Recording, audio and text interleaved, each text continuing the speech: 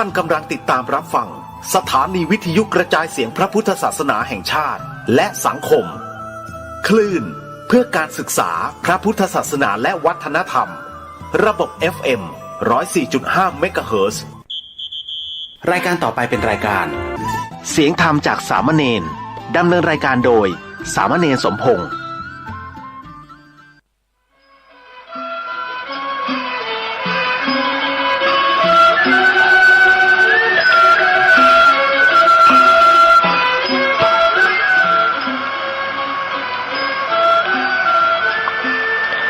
ทั้งโลกนี้มีธรรมประจำที่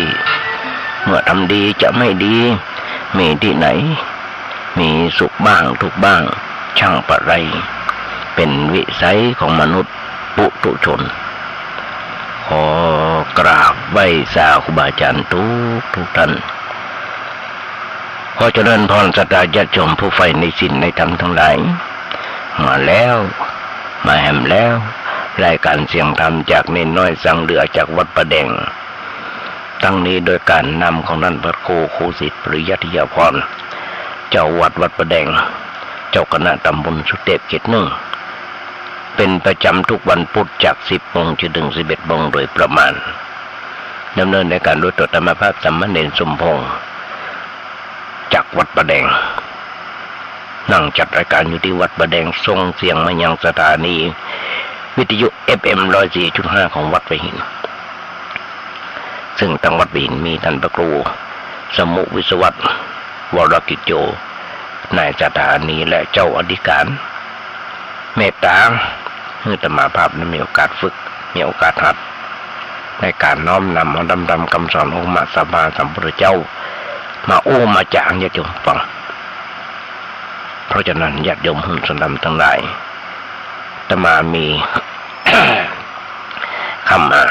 4 โมงมาแรงจนถึง2 ทุ่มอาตมาได้เอาเทปที่บันทึกไว้ส่งไปให้ญาติโยมฟังทุกวันโดยจะบอกบาอาจารย์หลายผู้หลายท่านด้วยกันและญาติโยมทุกท่านที่เป็นเพื่อนกันในไลน์ใน Messenger ใน YouTube พิมพ์เข้าไปว่าเนนน้อยสังเหลือได้ปะกันเลยตลอด24 ชั่วโมงแบบนี้เป็นประจำโดยเฉพาะในไลน์ใน Messenger ใน Facebook ส่งไปให้ครูบาอาจารย์บัณฑิตนักปราชญ์ผู้รู้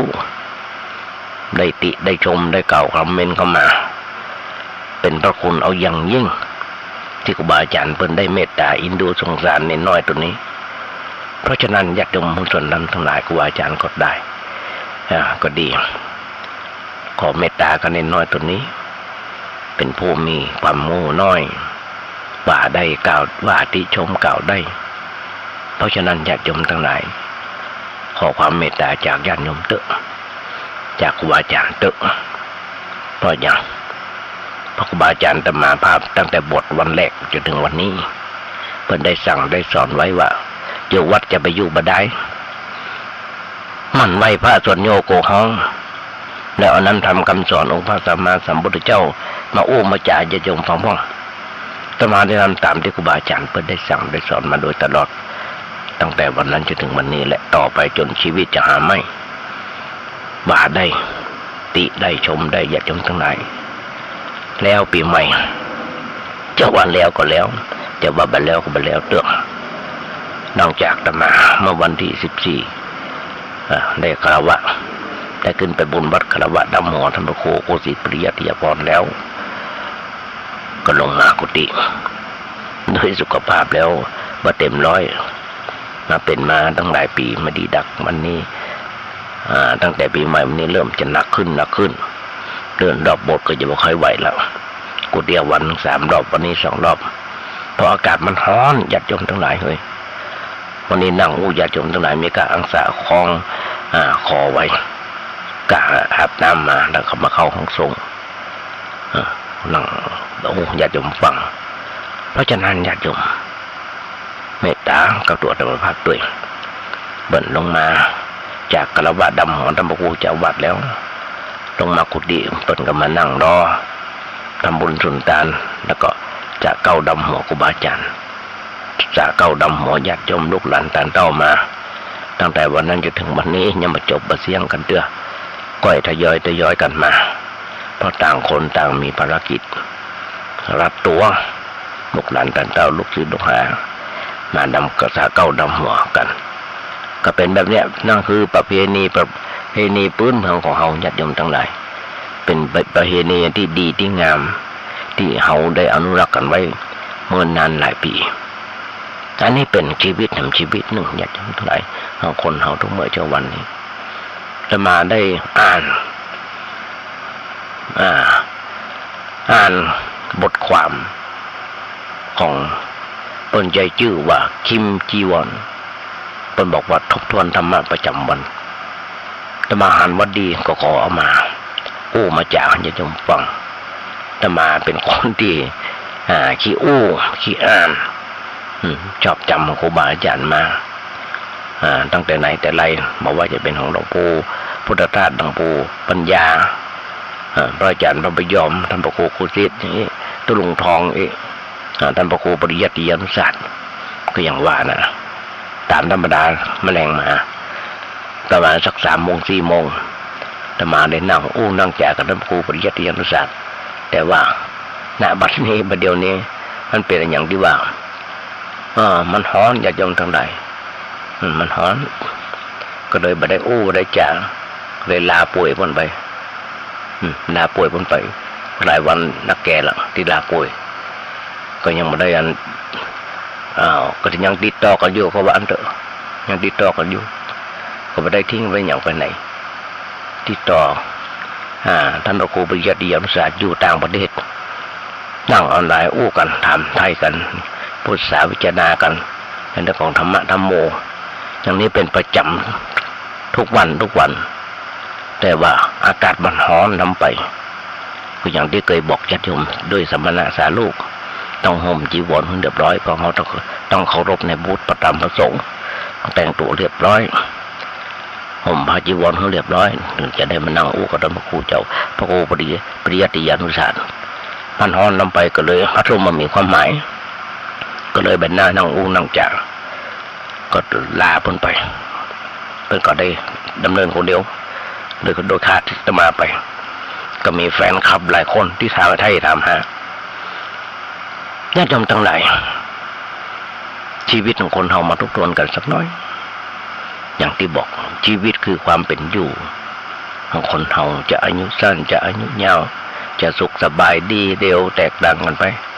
ตามอำนาจแห่งกรรมที่จำแนกเพื่อเป็นไป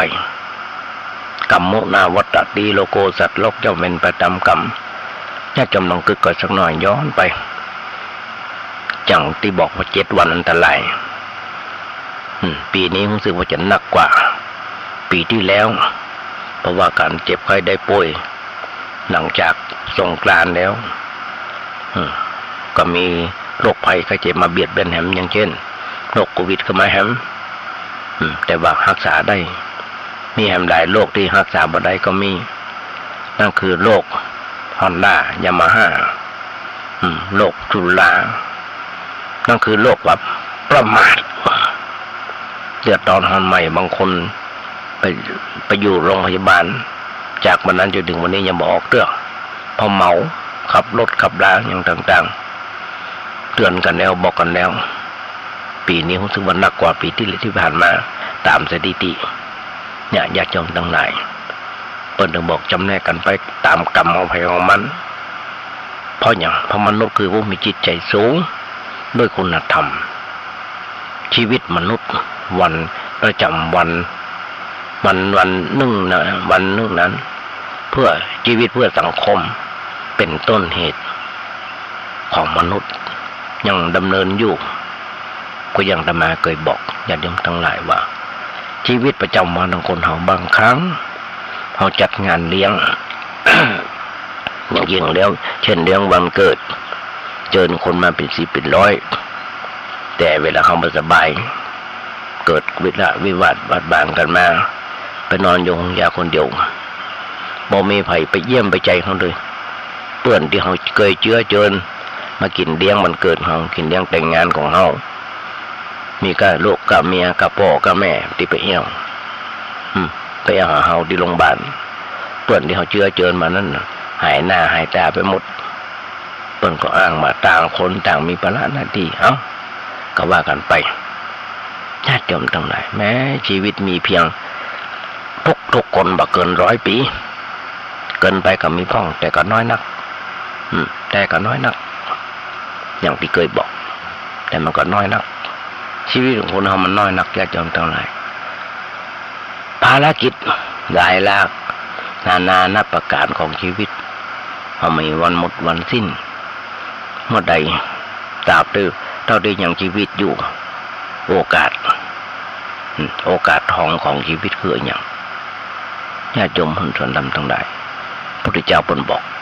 ไว้ว่าคำเดียวเน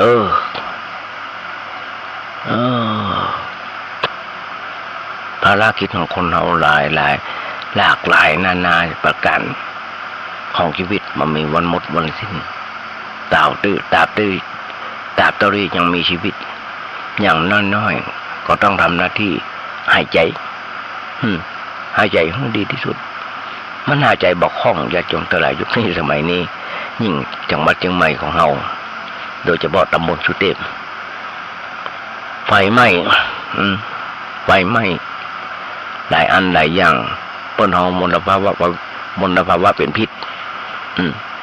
ฮอร์โมนภาวะเป็นพิษแล้วมันทำให้เราหายใจบกพร่องอย่างน้อยๆก็คือที่อย่างที่บอกเขาก็จะหันได้ว่าเขาจะหันได้ว่าสิ่งที่มันทำมันเป็นพิษของเขาคือในชีวิตของเขาก็คือการหายใจของเขารู้สึกว่าจะลำบากมันเป็นโอกาสทองของเขาฝนก็บ่ตกแต่ว่าบางสิ่งก็น้อยเดียวโอกาสทองของชีวิตของเขามันคือไอ้อย่างญาติโยมทั้งหลายพระพุทธเจ้าเปิ้นอู้ว่าการเกิดมาเป็นมนุษย์แสนยากนะโอกาสทองของชีวิตที่แสนยากนะคือการได้เกิดเป็นมนุษย์แล้วได้สร้างบารมีเพื่อดับทุกข์ชีวิตมนุษย์เท่ากับเพียงเสี้ยววันของเราเทวดาที่น้อยนักแต่สำคัญอย่างมหาศาลพระพุทธเจ้าพูดไว้เตือนสติว่าอุปมาเทนะสัมปรเทนะว่าเธอทั้งหลายอย่าประมาทญาติโยมทั้งหลายอย่างที่มาตอนต้นรายการว่าทุกคนและหลายคนที่ประมาทในชีวิตขับรถขับรางแอวปีใหม่กันก็การทะเลาะวิวาทบาดหมางกันนอนอยู่ห้องยาก็มีนอนอยู่เมนโยศาลาศพก็มีนักหนาปาป้านวันนี้กำลังขึ้นศาลกันยังมาจบประเสี่ยงกันเดียวเพราะความประมาทนี้ทำให้เกิดการเกิดเป็นมนุษย์ตกลงสู่ความเป็นสัตว์นรกเป็นสัตว์เป็นนรกเดรัจฉานเปรตอสุรกายตั้งหน้าหนีออกจากความเจริญคือบุญกุศลเหี่ยมนุษย์มีต่างกันไปก็อย่างที่บอกตามกรรมและความประพฤติเช่นกายเป็นคนแต่จิตใจเต็มไปด้วยความหิวโหยกระวนกระวายหาความสุขคือบุญมาได้เพียงเป็นห้องว่ามนุษย์เปรตเพราะธรรมดาว่าเปรตมันมีความสุขเลยมอเสวยผลของวิบากอยู่มนุษย์ที่เป็นมนุษย์อย่างสมบูรณ์คือมนุษย์ที่มีศีลเป็นพื้นฐานของชีวิตและพร้อมเพื่อเจริญกุศลความดียิ่งขึ้นไป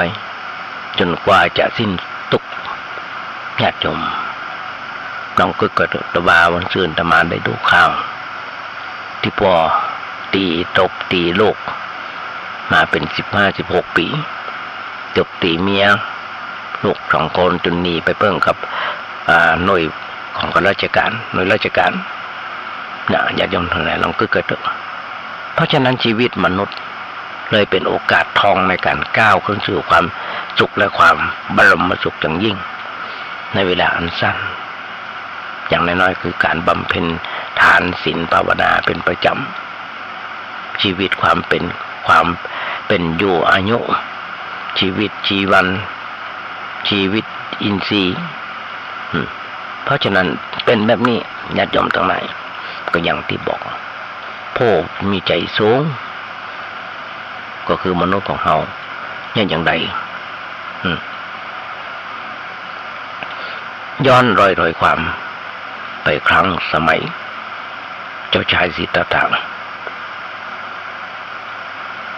พระราชกุมารเพิ่นได้ตั้งปณิธานเพื่อจะตรัสรู้เป็นองค์พระสัมมาสัมพุทธเจ้ามาแล้วในอดีตชาติซึ่งในขณะนั้นพระองค์จะต้องพรั่งพร้อมประโดยธรรมที่หึ่งสำเร็จพระสัมมาเป็นสัมมาสัมพุทธเจ้าสัมมาสัมพุทธญาณเปิ้นได้แสดงไว้เป็น8ประการเปิ้นห้องว่าธรรมโมทานธรรมสโมทานนั่นคือการประชุมพร้อมของธรรมความปรารถนาของพระพุทธองค์โดยสำเร็จได้ญาติโยม8ประการที่บอก1พระองค์จะต้องได้ความเป็นมนุษย์ต้นอธิบายว่าในชาติที่ปรารถนาความเป็นพระพุทธเจ้าจะต้องมีอัตภาพเป็นมนุษย์สมบูรณ์ด้วยสติปัญญาและร่างกายบ่พิกลพิการตามปรารถนา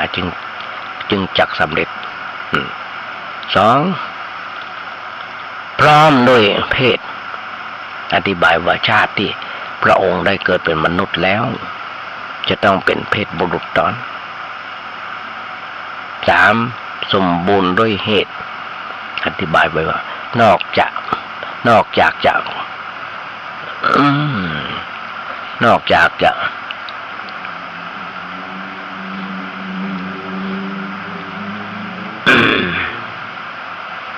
กจะเป็นมนุษย์ที่เป็นเพศชายแล้วจะต้องมีบารมีสมบูรณ์พร้อมเพื่อจะเป็นพระอรหันต์ในชาตินั้นแต่ท่านยังบ่พอใจเตื้อในความเป็นพระอรหันต์ในชาตินั้นปรารถนาเป็นพระสัมมาสัมโพธิญาณตอน4นอกจากเป็นมนุษย์เพศแล้วอย่างสมบูรณ์แล้วด้วยเหตุที่จะเป็นพระอรหันต์ในชาตินั้นแล้วท่านจะต้องได้ปะกับพระสัมมาสัมพุทธเจ้า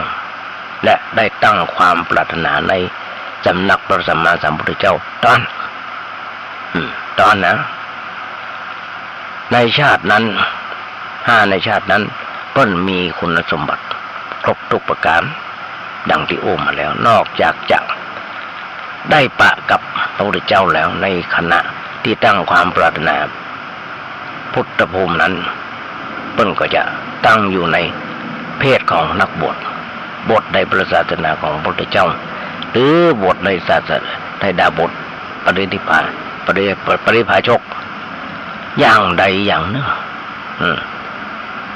6ในชาติที่ปรารถนาภพภูมินั้นจะต้องถึงพร้อมด้วยคุณบนต้องได้สมาบัติ8สมาบัติ8และอวิญญา8 2บทนี้สมาบัติ8อภิญญา5นี่จะต้องได้เก็บไว้แล้วไปถามท่านพระครูปริยัติยังศาสตร์ไว้ให้มาให้ญาติโยมฟังมาอธิบายให้ญาติโยมฟังวันนี้ขอแปะไว้ก่อน7เพิ่นจะต้องมีการกระทำอันยิ่งใหญ่คือในชาตินั้นจะต้องมี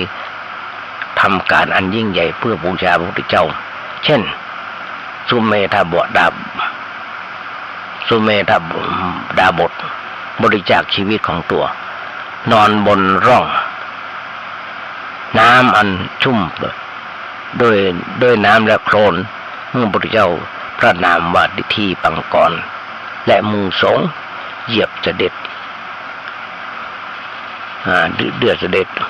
หยียบเสด็จเดินข้ามความปรารถนาของท่านจึงจะสำเร็จได้8เป็นผู้มีฉันทะแรงกล้าคือมีความรักความพอใจอย่างแรงกล้าที่จะ มีความอุตสาหะแสวงหาพระโพธิญาณอย่างยิ่งบ่ย่อท้อต่ออุปสรรคเปิ้นโอ้ไว้ว่าแม้หากว่าจักรวาลทั้งสิ้นจะล้นเต็มไปด้วยน้ำผู้ปรารถนาพุทธภูมิก็บวาดหวั่นและบหวั่นไหวมีความพอใจในอริยบุอุตสาหะอย่างแรงกล้าในการที่จะว่ายน้ำในการที่จะว่ายน้ำจากฝั่งหนึ่งไปแห่งฝั่งหนึ่งไปแห่งจักรวาลหนึ่งไปยังแห่งฝั่งหนึ่งของจักรวาลได้ญาติโยมองค์พระสัมมาสัมพุทธเจ้าบอกว่ามีผู้ปรารถนาภพภูมินี้ถึงพร้อมด้วย8 ประการก็จะพยากรณ์ว่าผู้เนี้ยจะเป็นพระพุทธเจ้าในระยะเวลาอันเมินเท่าใดในอนาคตพระเจ้าจะพยากรณ์ว่าได้ตรัสรู้เป็นองค์พระสัมมาสัมพุทธเจ้าณเมืองใดต้นไม้ต้นใดเป็นต้นหากว่าคุณสมบัติดังที่อู้มาแล้วนั้นบัครบสมบูรณ์พระองค์ก็จะไปมาถึงกับทรงพยากรณ์เพราะฉะนั้นเป็นแบบนี้ญาติโยมทั้งหลายมีแหมนักในเรื่องนี้ต้องฟังจากบาอาจารย์ญาติโยมทั้งหลายที่อู้ญาติโยมฟังมาเอาครูบาอาจารย์เป็นมาอู้มาจากให้ฟังหลายคนหลายท่านที่ได้ส่งธรรมภาพที่เขาเป็นเพื่อนกันในกลุ่มเป็นเพื่อนกันในกลุ่มเหมือนกันญาติโยมทั้งหลายคำสั่งสอนสั่งเสียของพระสัมมาสัมพุทธเจ้าเปิ้นได้สั่งไว้ว่า1ไผจะทำก็ได้บ่ทำก็ได้ทำก็ได้บ่ทำก็ได้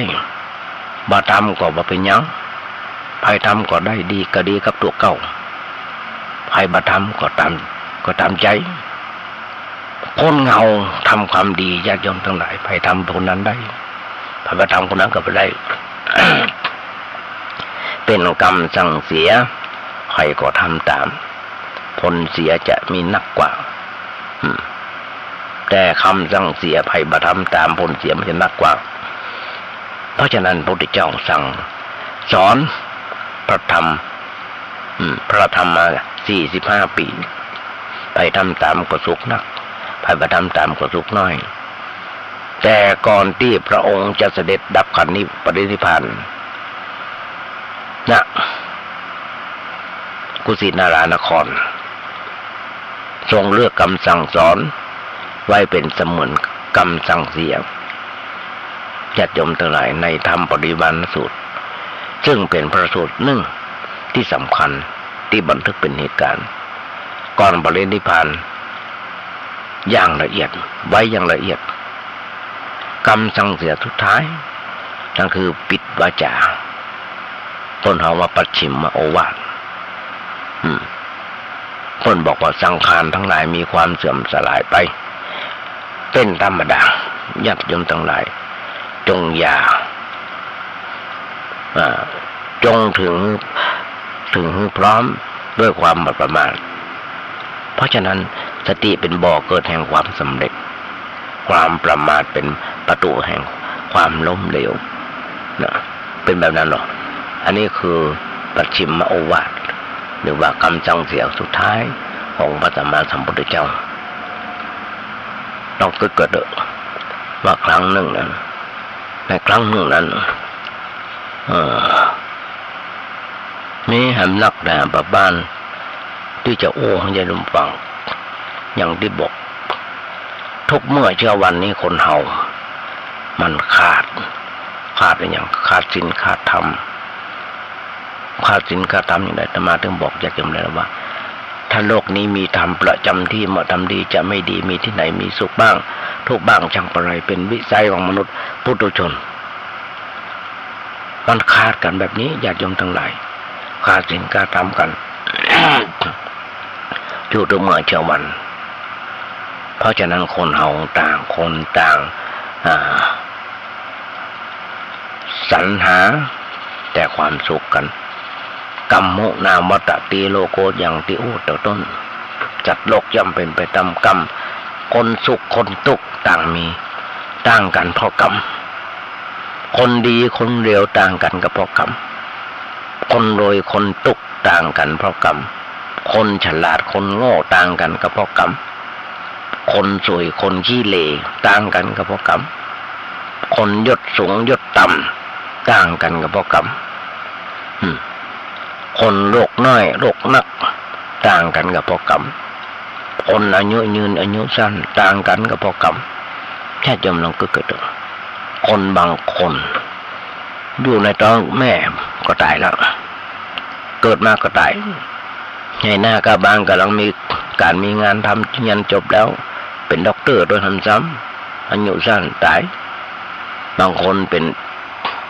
ผู้หลักผู้ใหญ่เป็นผู้ที่มีอำนาจวาสนาเป็นผู้ที่มีอุปการะคุณต่อประเทศชาติต่อบ้านเมืองกว่าอายุสั้น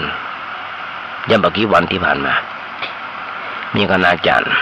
หมอด้วยทำซ้ำถ้าจำมาพิษ3-4 ท่านที่ผ่านมาไปถึงอายุกรรมไปแก่กรรมไปไม่ใช่แก่กรรมอ่ะอายุ40-50กำลังประพฤติปฏิบัติดีๆเป็นหมอด้วยเป็นพยาบาลด้วยเป็นเจ้าหน้าที่ด้วยเป็นโรคปอดเป็นโรคปอดเป็นโรคมะเร็งเพราะไอพิษเพราะฝุ่น PM 2.5บัดนี้เพิ่นวิจัยมาแล้วเพิ่นได้อู้มาแล้วปีละหลายๆคนด้วยกันอันเนี้ยญาติโยมทหารก็เพราะฉะนั้นคนเฮาต่างกันก็เพราะกรรมจะดีจะเดียวก็เพราะกรรมโรคน้อยโรคนักต่างกันก็เพราะกรรมเพิ่นถึงบอกหลายๆครั้ง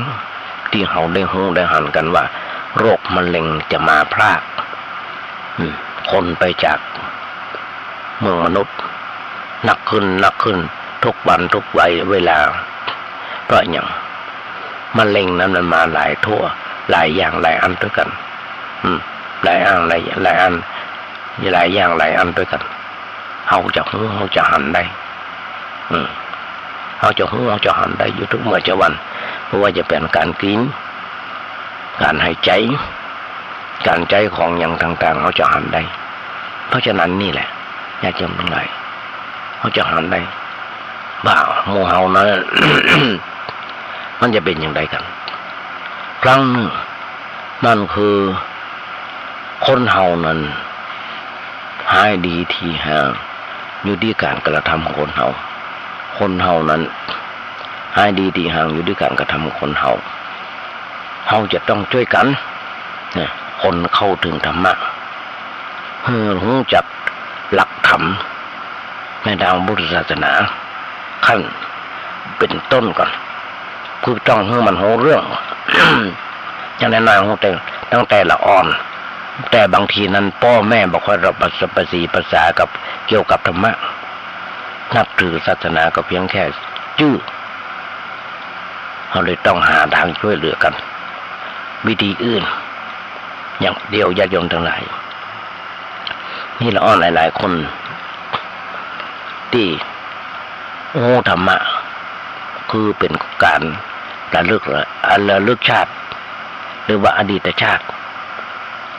โง่ธรรมะมาอยู่ถึงเป็นละอ่อนไปขอบวชจากแม่จากพ่อแม่ก็กลัวบวชเหมือดลวดเลยนอน5-6 ขวบ 7-8 ขวบก็นั่นเองหัวบวชไปจนมาเบิดไปซึกก็บวชแค่3 วัน 7 วันแล้วก็ลาสิกขามานี่ก็เปิ้นกลัวแต่ก็ยังไฟธรรมะอยู่เป็นที่น่าชื่นอกชื่นใจกับพุทธศาสนาและพ่อแม่ของเปิ้นญาติโยมทั้งหลายบางคน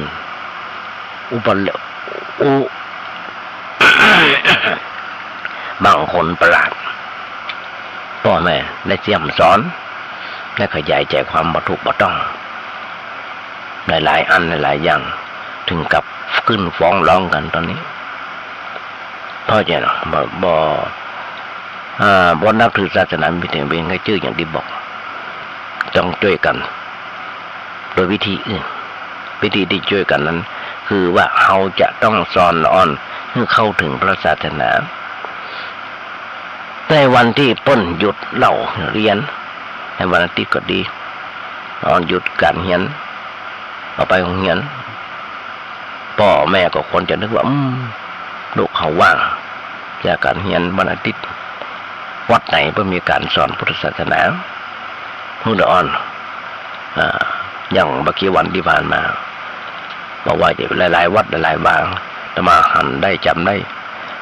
ทางวัดสารปีทางวัดเวรุวันหรือว่าทางวัดโซดาก็มีการบวชภาคฤดูร้อนแต่มาก็ได้ส่งหลานบ่าวไปคนบวชได้3 วันก็ยังดีปนบวชกัน3 วันได้ลาสิกขาไปแล้วอันนี้เป็นการเก็บดอนไปได้อ่อนไปหายไปขาดกันมันได้ไปสัมมาเลเล่นน้ำเล่นท่าตกน้ำตกท่าตายกูปีญาติโยมตรงไหนมีการตายในเรื่องของการตกน้ำตายจมน้ำตายหนักหนาประปันเพราะฉะนั้นเอาลูกไปฝากไปให้เพื่อให้เขาถึงธรรมะไว้เอาไปใจแก้ปัญหาในชีวิตประจำวันต่อไปความจริงเวลาเนี้ยมีการศึกษาก้าวหน้าการศึกษามันก้าวหน้าถึงขั้นมหาวิทยาลัยแต่ว่าในการเรียนนั้นมันมีการสอนธรรมะนี่น่าห่วงญาติโยมทั้งหลายมันมีการสอนธรรมะให้คนเกิดความรู้ความเข้าใจเมื่อเขาบอกรู้จักเอาธรรมะมา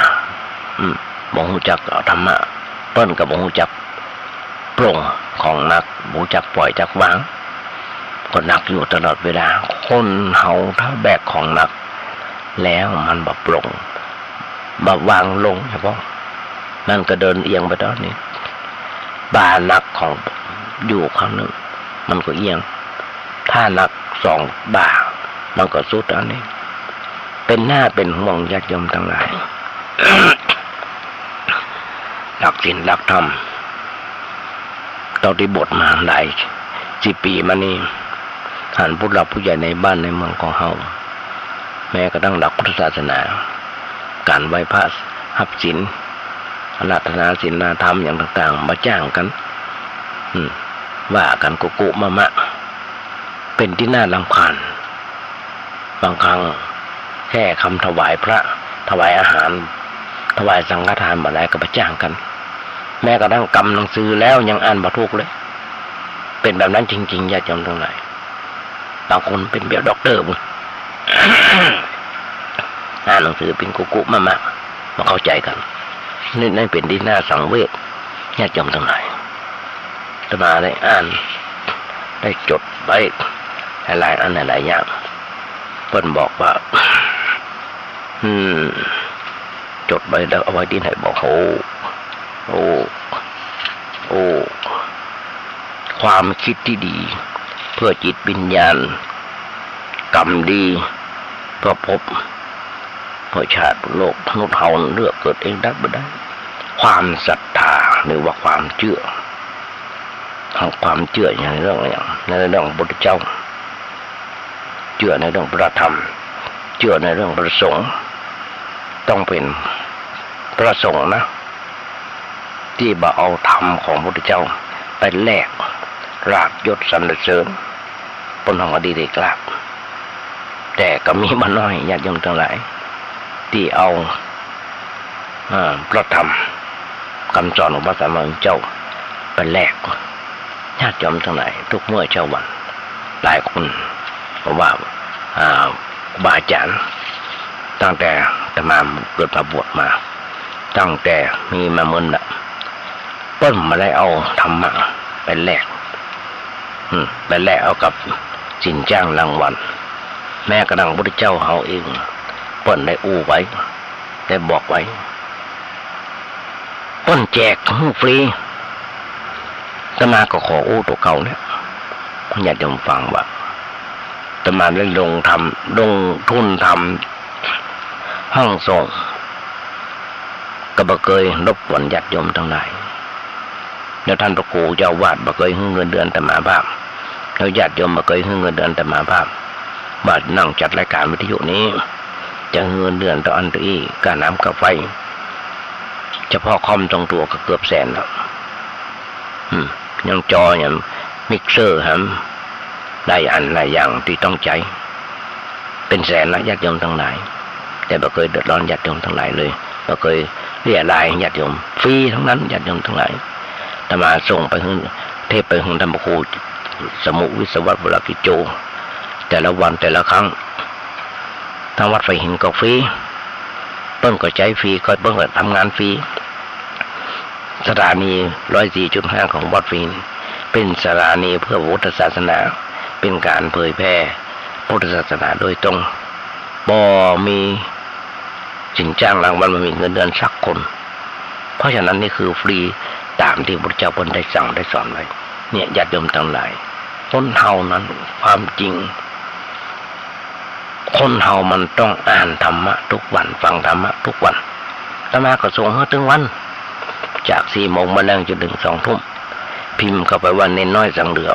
ของวัดประแดงญาติโยมก่อยปากกันนะฟังธรรมะทุกวันส่งให้ญาติโยมถึงวันแต่ว่าสมัยก่อนลำบากอย่างตะบาหนังสือก็บอกค่อยมีอ่านขนาดอยู่ก็ห่อใจแต่ยังมีในอ่านบ้านตะมาบอกย้อนรอยถอยคำมันอยากจะฟังว่าตะมาไปเรียนหนังสือที่วัดอุโมงค์ท่านพระครูบุญเลิศชัยวังโสท่านพระครูจรินโทพ้นได้แจกหนังสือตะมาแจกหนังสือตะมาเกือบจะทุกวันทุกครั้งที่ไปทั้งเทพไปเจ้าประมาณแล้วก็เทพของหลวงพ่อปัญญาเพื่อแจกตะมาเอามาอ่านมาฟังกันเป็นแบบนั้นหรอหนังสือของหลวงพ่อปัญญามีเต็มห้องธรรมภาพตอนนี้มีบัตรตามกว่า100 เล่มมีบัตรตามกว่าเป็น100 เล่มมีนักดาบปาปานแต่มาเข้าใจของหลวงพ่อปัญญาอ่านหลวงพ่อปัญญาฟังแล้วท่านพระครูโกศิษฐ์ปริยัติยพรเพิ่นสอนธรรมภาพการจัดรายการวิทยุเป็นคนแรกเพิ่นสอนธรรมภาพมีคนให้โอกาสธรรมภาพในเรื่องการเผยแผ่ธรรมะแต่มาก็ต้องทำตามที่ครูบาอาจารย์ไปได้สั่งได้สอนอย่างที่บอกเป็นประจ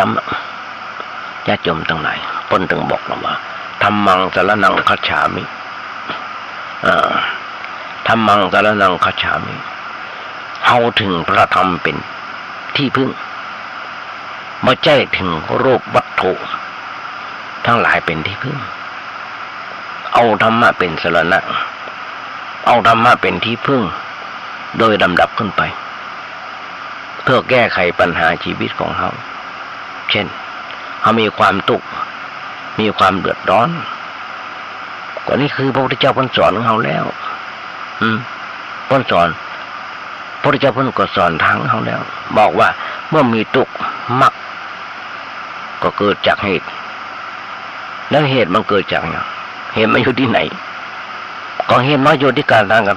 ะทำเราเองอย่างคนที่เดือดร้อนร้อนไม่เดือดเนี่ยนอนอยู่โรงพยาบาลเดี๋ยวนะนอนอยู่โรงพยาบาลบางคนกำลังขึ้นศาลอยู่รอศาลตัดสินอยู่ก็เพราะการกระทำทั้งนั้นนั่นคือเมาเหล้าขับรถนอนอยู่ห้องยาเข้าเฝือกบางคนเป็นเดือนเพราะถูกการกระทำของเขานั้นการกระทำของตัวเขานั้นการอู้กับการกระทำนั้นเริ่มต้นมาจากการคิดถ้าคิดผิดมันก็เป็นทุกข์ถ้าคิดถูกมันก็บ่เป็นทุกข์อู้ผิดมันก็เป็นทุกข์อู้ถูกมันก็มีความทุกข์อู้ผิดมีความทุกข์ความเดือดร้อนร้อนใจเป็นคดีความแหมถ้าอู้ผิดทำถูกก็หมดทุกข์ทำผิดก็เกิดความทุกข์ความเดือดร้อนมันอยู่ที่การกระทำอย่างนั้นต้องแก้ที่การกระทำของเขาเองอย่างน้อยๆต้องมันศึกษามันพิจารณาตัวเขาในเรื่องต่างๆเริ่มต้นปีใหม่แล้วกึดก่อนปีเก่าเป็นอย่างไรปีใหม่เป็นอย่างไร จะทำอย่างไรกันสมมติว่าเขาไปกินเหล้าเมาแล้วเกิดอะไรอย่างขึ้นบ้างเขาไปบอนการพนันเกิดอย่างขึ้นบ้างเขาไปด่าคนนั้นด่าคนนี้มันเกิดอย่างขึ้นบ้างเอาคิดริษยาคนอื่นใจเขามันเย็นกับว่ามันร้อนมีความสุขหรือว่ามีความทุกข์นั่นนี้ต้องมั่นคอยตรวจตาพิจารณาศึกษาค้นคว้าจากในจิตใจของเราจากการคิดของเขาก็จะพอหันความจริงในเรื่องนี้หนักขึ้นหูเรื่องเข้าใจเรื่องถูกต้องเขาเอาหลักนี้มาปฏิบัติเพื่อจิตใจเขาโปร่งอยู่ด้วยคุณธรรมด้วยคุณธรรมบางครั้งพระสงฆ์องค์เจ้าก็เหมือนกันมีบ่น้อยที่บัดปรงมาอยู่ด้วยคุณธรรมอย่างอาตมาได้หันข่าววัดป่าวัดหนึ่งจำชื่อบ่ได้มีพระสงฆ์องค์หนึ่งมีพระองค์รูปหนึ่งไปกราบนอนน้อยที่เชื่อมจิตได้วัดถึงกับอเปหินั่นคือไล่ออกจากวัดโดยสมณะสารรูปแล้ว227มันน่าจะกราบนอนมาถูกต้องมาหันตัวก็เลยต้องถูกในประเทศแล้วจะไปอยู่ที่ไหนแล้วภัยจะฮับไปจะหูท่านก็ญาติโยมทั้งหลายปัญญาขาดสติขาดปัญญาขาดสมณะสารรูปมันนึกถึงตัวเก่าว่าตัวเก่านั้นเป็นผู้มีสิ่งมันนึกถึงหน้าครูบาอาจารย์มันนึกถึงพระอุปัชฌาย์ที่เปิ้นบวชเปิ้นถามหมดแล้วความเจริญในพุทธศาสนาอยู่ที่จิตใจคนญาติโยมทั้งหลายผู้นับถือพระศาสนาจะเจริญด้วยคุณธรรมเจริญด้วยการละอายบาปเจริญด้วยความกลัวบาปเจริญด้วยความเมตตาเจริญด้วยขันติความอดทนเจริญด้วยความเสียสละเพื่อประโยชน์เพื่อความสุขแก่ส่วนรวมมันแก่ส่วนตัวมีความเห็นแก่ความเจริญศาสนาก็บ่เจริญถ้าความเห็นแก่ตัวนะเห็นแก่ตัวเจริญศาสนาก็บ่เจริญหลักการอันเป็นอย่างมันเป็นแบบนี้ญาติโยมทั้งหลายอย่างตะวาวันซื่นนะครับได้สนทนากับญาติโยมแม่เตรียมทางบ้านหางดงมาเป็นคณะ 4-5 คน4-5 คนมาดำหัวจากท่านพระครูเจ้าวาดดักลงมาดำหัวธรรมภาพได้สนทนากันมาแม่ฟังรายการอยู่เนิ่ตึงวันมันฮับอะไรอย่างนั้นนี่บางวันเปิ้นไปภารกิจถึงเปิ้นไปวัดไปบาก็ไปดันมาบัดตันฟังได้วันค่ำอุ่นห้องก็หึ่งหลานสาวเข้าเว็บไซต์ของเปิ้นพอเปิ้นดีใจญาติโยมทั้งหลายสถาคนเฒ่าคนแก่70-80ละดีจกดีใจคันนี้ได้ละคันนี้ได้ฟังแล้วอย่างนั้นอย่างนี้เปิ้นก็ดีใจกลับไปอันนี้เป็นการสืบทอดศาสนาอย่างหนึ่งเพราะฉะนั้นคนเราต้องรู้ว่าเขามีศาสนาอยู่ในจิตใจของเขาหรือไม่มีพระพุทธเจ้าอยู่ในใจของเขาหรือไม่มีพระธรรมอยู่ในใจของเขาหรือไม่มีพระสงฆ์อยู่ในใจของเขาหรือไม่เขาต้องรู้ว่ามีหรือบ่มีเวลาใดที่เขามีพระในใจสงบบ่วุ่นวายบ่เร่าร้อนเวลาใดบ่มีพระใจเขาเร่าร้อนวุ่นวายมืดบอดคือบ่มีพระประจำ บ่มีพระธรรมประจำใจแล้วมันเกิดมันก็ตกอยู่ในสภาพอย่างนั้นโหว่าความแตกต่างระหว่างการมีพระกับบ่มีพระมันมีสภาพอย่างใดโหจิตว่าเวลาเป็นทุกข์กับจิตบ่เป็นทุกข์แตกต่างกันอย่างใดหรือแล้วโหว่าอันอย่างมันเป็นเหตุให้เกิดการอย่างนั้น มันเกิดอาการอย่างนั้นสิ่งที่ทำได้ก็คือเกิดสุขคืออันอย่างสิ่งที่ทำให้เกิดความทุกข์คืออันอย่างต้องศึกษาค้นคว้าอยู่บ่อยๆญาติโยมทั้งหลายพระพุทธเจ้าต้นมาได้สอนให้เราทิ้งหน้าที่การงานออกมาอยู่ในที่สงบอยู่ตลอดเวลาเราก็ต้องทำงานตามหน้าที่ของที่เรามีแต่ว่าทำไปด้วยความมีศาสนาประจำใจมีพระพุทธเจ้าอยู่ในหัวใจมีพระพุทธเจ้าอยู่ในใจมีพระอยู่ในใจนั่นหมายความว่า การงานด้วยปัญญาทำงานด้วยปัญญาทำงานด้วยปัญญาทำงานด้วยจิตใจที่เต็มไปด้วยความกรุณาอย่างตะวาวันซื่นเพื่อนกูนึงสองคนเพื่อนกันนั่งกินเหล้ากันอยู่เพื่อนแถมคนจะไปเอาแกลลอน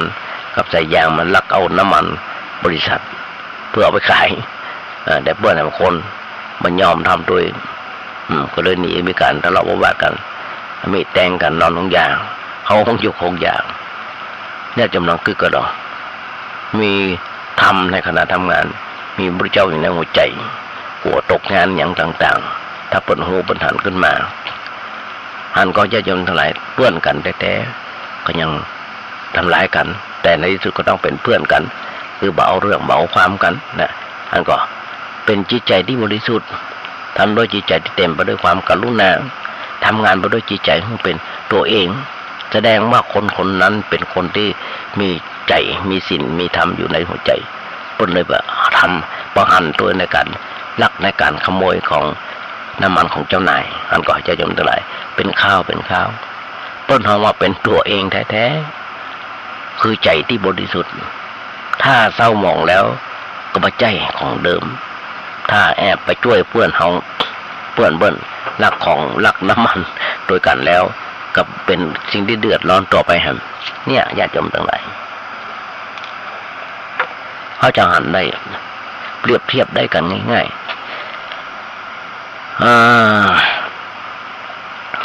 มันกับผ้าธรรมดาที่สีขาวผ้ามนก็ไม่ใช่สีขาวแล้วผ้าแดงก็ไม่ใช่สีขาวแล้วมันต้องมีอันอย่างเข้าไปปะไปปนอยู่เลยถึงเปลี่ยนสีไปอย่างนั้นฉันใดในสภาพจิตใจของคนเราก็ยังมันผ่องใสมันมีอย่างมาสมองความเศร้าหมองเกิดขึ้นก็เพราะมีสิ่งไปกระทบเมื่อแล้วเฮาบอกเต้าตันต่อสิ่งนั้นมันก็เกิดการปรุงแต่งเป็นราคะเป็นโทสะเป็นโมหะเป็นริษยาพยาบาทอันยังต่างๆขึ้นมาเป็นตัวเองในขณะนั้นแล้วเฮาจะรู้สึกว่าฮ้อนกับวนกับวายเช่นคนมีความโกรธโคตรคนอื่นนะมันเถอะแล้วลุกขึ้นไปตีเปิ้นแต่งเปิ้นอันนั้นไม่ใช่ตัวเก่าแล้วหรอแต่ความโกรธมันบังคับขึ้นไปความพยาบาทคุกกลุ่นอยู่ในใจมันทำขึ้นไปที่ทำไปนั้นเป็นอำนาจกิเลสมันสั่งมารมันสั่งไม่ใช่พระสั่งถ้าเป็นกรรมถ้าเป็นกรรมเพราะว่าพระนั่งพระสั่งต้องนั่งสงบถ้าเป็นพระสั่งเป็นคำสั่งพระแล้วต้องนั่งสงบบ่มีอันอย่างทำให้ภัยเดือดร้อนมาทำให้เดือดร้อนมามีความคิดที่เบียดเบียนภัยพอจิตใจที่มีปัญญาหูเหตุหูผลหูตนหูกาละทุกสิ่งทุกอย่างแต่ก็มีพระสงฆ์องค์เจ้าก็มีโดยสมณะสัญญาสมณะสาลูกหันข่าวที่เพิ่นลงข่าวกันก็หันอยู่ญาติโยมก็บ่ต้องเอาเป็นตัวอย่างบ่ต้องเอาเป็นตัวอย่างนั่นคือเป็นตัวอย่างที่บ่ดีเพิ่นนิมนต์ไปฉันเพลขึ้นบ้านใหม่กลับไปตีไปต่อยกันบ่ถูกต้องในเรื่องของพระสงฆ์เพิ่นเฮาก็บ่ต้องไปทำตัวอย่างเป็นตัวอย่างที่บ่ดีอย่างที่บอกแต่ต้องทำบ่อยๆสติมันถึงสติมันบกพร่องท ถ้ามาทำบ่อยๆต้องคอยกำหนดไว้รู้อาการของจิตของเฮาบ่อยๆแล้วจะรู้ว่าเฮาเป็นคนสงบเยือกเย็นบ่ใจร้อนบ่ใจเร็วบ่หุนหันพลันแล่นต่ออย่างที่มันเกิดขึ้นแล้วจะได้รู้ต่อไปว่ามันสุขกายสุขใจอย่างไรมันเย็นใจอย่างไรคนเฮาเนี่ยญาติโยมทั้งหลายวันหนึ่งถ้ามีโกรธไผสักคนหนึ่งเฉยสักวันหนึ่งใจมันสงบบ่มีความคิดริษยาไผบ่พยาบาทไผหรือมาเกลียดไผมันก็สบายทั้งวันเลยคนอย่างนี้อายุมั่นขวัญยืนคนอย่างนี้นะอายุมั่นขวัญยืนคือร่างกายมันปกติจิตใจก็ปกติยังมีคนเฒ่า2 คนผัวเมียเมื่อกี้วันที่ผ่านเพิ่นมีข่าวกันเพิ่นลงข่าวไว้เพิ่นจะเอาพระมาแจกประมาณ100 กว่าองค์เลี่ยมทองไว้100มีสร้อยเรียบร้อยเลี่ยมทองตัวมีสร้อยตัวไปแจกพระแต่ละองค์ญาติโยมทั้งหลายที่เพิ่นมีอยู่หลายร้อยองค์เพื่อจะไปพิพิธภัณฑ์จำไม่ได้เป็นจังหวัดอะไรอย่างจำไม่ได้เป็นจังหวัดอะไรอย่างต้องไปค้นกันแล้วจะมาบอกคนที่ได้ไปดีอกดีใจญาติโยมทั้งหลายคนเฒ่าคนนี้อายุ88แล้วทั้งคู่2 คนผัวเมียบ่มีหยังละลูกหลานก็มีละบ่มีพอกินที่เพิ่นเอาแจกราคาหลายร้อยล้านเนี่ยญาติโยมทั้งหลายพระแต่ละองค์ก็มีราคาอันอยู่เพราะฉะนั้นเนี่ยญาติโยมทั้งหลายเพิ่นสุขกายสุขใจสบายอกสบายใจเพิ่นจะได้มอบไว้กับของดีไว้ที่พิพิธภัณฑ์มอบไว้เพื่อพุทธศาสนาทีนี้เวลาทำงานก็โหอยู่ที่งานเวลาหยุดงานก็โหอยู่ที่จิตที่มีความคิดของเฮาอันอย่างที่เป็นไฟอกุศลเช่นไฟราคะโทสะโมหะริษยาอู้กันบ่อยในเรื่องนี้อารมณ์อันอย่างที่ห้องว่ากิเลสประเภทต่างๆคนเฮาควรจะรู้จักมันไว้พออย่างเกิดก็รู้เช่นจะโคตรเนอจะเกลียดเนอจะริษยาเนอก้อยว่ามันไว้ห้ามไว้พอมันจะเกิดขึ้นเฮามาเอาไล่มันออกไปบ่อยๆทำเมินเข้าจิตคล่องพอมันคล่องแล้วก็บ่เกิดบ่กล้าหัวบ่กล้ามาแล้วมันมาทีไรเฮาไล่มันออกทีหรือว่าปัดมันไปเหี้ยมันก็มาเฮาแล้วความโกรธความเกลียดความอิจฉาริษยาอย่างต่างๆเฮาก็อยู่ได้อย่างสงบทุกๆกาลเวลาทุกเวลาโอ้ยบัดน้ำลักสู้ต่อไปขณะที่เฮายังมีใจสงบนั่นแหละพระมีในใจเฮาศาสนาอยู่กับเฮาการรักษาพระศาสนาก็คือการรักษาตัวเฮาให้มีจิตใจสงบโอ้ยขอไว้เด้อหูเต้าหูตันต่อปัญหาของชีวิตอันอย่างเกิดขึ้นเฮาก็แก้ได้บ่ต้องไปแอวคนบานสารกล่าวบ่ต้องไปขอหูไผ่สะเดาะเคราะห์ความทุกข์ความโศกของเฮาเป็นหมอของเฮาเองได้แต่เฮาแก้ของเฮาแล้วแก้ของเฮาเองโดยปัญญาด้วยปัญญาของพระพุทธเจ้าไม่ต้องไปแก้ให้คนอื่นเพิ่นทำให้คนที่ให้คนอื่นทำให้คือยังบอกว่าตัวเองเป็นอะไรอย่างเลยต้องไปขอร้องสะเดาะเคราะห์สะเดาะโศกให้น้อยอย่างนี้เป็นตัวอย่างเฮาสะเดาะเคราะห์เฮาเองด้วยปัญญาของเฮาด้วยสติของเฮาแล้วสิ่งนั้นมันบักกระทบเมื่อเกิดปัญญาต่อไปนี่แหละคือประโยชน์ของพระศาสนาญาติโยมทั้งหลายนักแต่มาถึงนอกเป็นคนที่ชอบเป็นคนเนี่ยเป็นเนนน้อยที่ขี้เรื่องต่างๆทั้งญาติโยมฟังเพราะฉะนั้นมันมีเหตุเขาต้องอู้กันบางครั้งบางคนมันไปจมอยู่กับอดีตญาติโยมทั้งหลายมันไปจมอยู่กับอดีตไปจมอยู่กับอดีตอย่างญาติโยมน้องเกิดก็ดอกญาติโยมทั้งหลายพอตั้งจบแล้วเรียกว่าเวลาหมดแล้ว ต้องเอานำรายการนี้จากไว้มาจบแล้ววันนี้ต้องมาโอ้กันในวันต่อไปท้ายรายการวันนี้ก่อนจะเอารายการนี้จากไปขอฝากงานบุญงานกุศลผู้อื่นญาติโยมทั้งหลายงานแรกก็คือการก่อร่างห้างแปลงซ่อมแซมเสนาสนะที่วัดประแดงงานที่2คือวันที่25-26ของเดือนพฤษภาคมนี้เป็นวันกตัญญูทำบุญวันกตัญญูของพระเจ้าติโลกราชหรือว่ามีการมอบกองทุนในวันครบรอบวันเกิดของท่านพระครูผู้ศรีปริยัติยาภรณ์เป็นวันกองทุนพระเจ้าติโลกราชเพราะฉะนั้นฝากบอกบุญญาติโยมทั้งหลายมาร่วมทำบุญทุนทานด้วยกันในวันที่25-26จองมาจองให้โรงทานกันก็ได้หรือว่าจะหับเป็นเจ้าภาพในหนังต่างๆโทรศัพท์ไปถามท่านพระครูเจ้าได้ท่านพระครูเบอร์ด้านพระครูเจ้าวัดมีเบอร์อยู่ว่า0818815690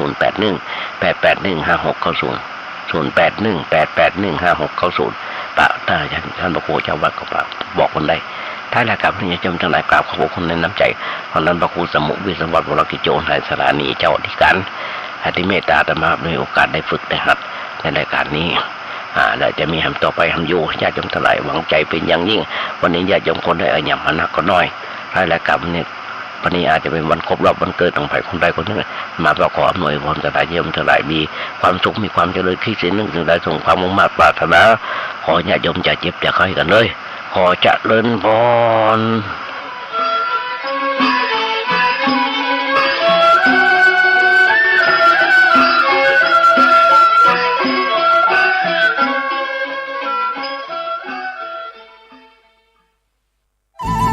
ที่จบไปแล้วนั้นเป็นรายการเสียงธรรมจากสามเณรดำเนินรายการโดยสามเณรสมพงษ์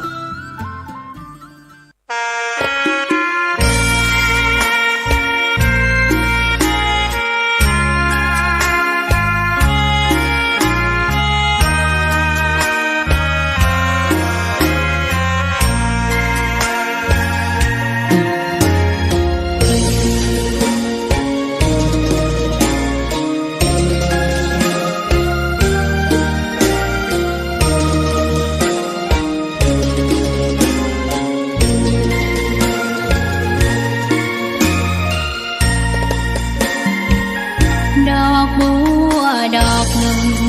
พึงใจไว้เพื่อบู